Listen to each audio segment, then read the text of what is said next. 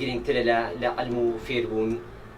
تربیەت وا دەکەکەوە کۆمەڵگەیەکی تەندروست دروست بێتن و ببێتە بنیاتی دەوڵەتێکی گرنگ. دڵنیاو لەوەیکەوە کۆمەڵگەی کوردی زیاتر پێویستی بە تربیەتێکی زیاتر هەیە، دروستبوونی کەسایەتی منداڵی زیاتر وای لێ بکەینکەوە ئەو کەسایەتی خۆی بە کەسێکی تەواو دابنێ، خۆی پێ کەمتر نەبێت لە مناڵی وڵاتێکی تر.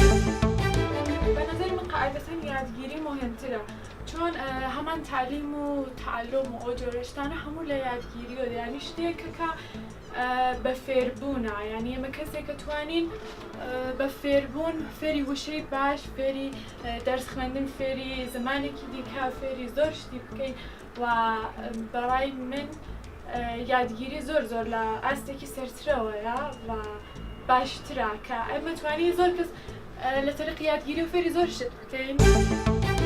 دەبێت یادگیری هەردووکیان مکەمەلی یەکترن، یعنی واقعان تۆ ناتوانانی بە جودا بتوانانی هەر کامەیەکیان ئەنجام بدەیت.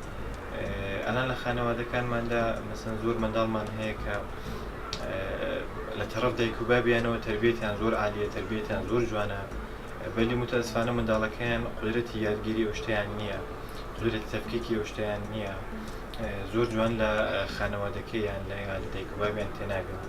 پس نەتیجە هەردووکیان دەبێت مکەمەلی یەکتر بن.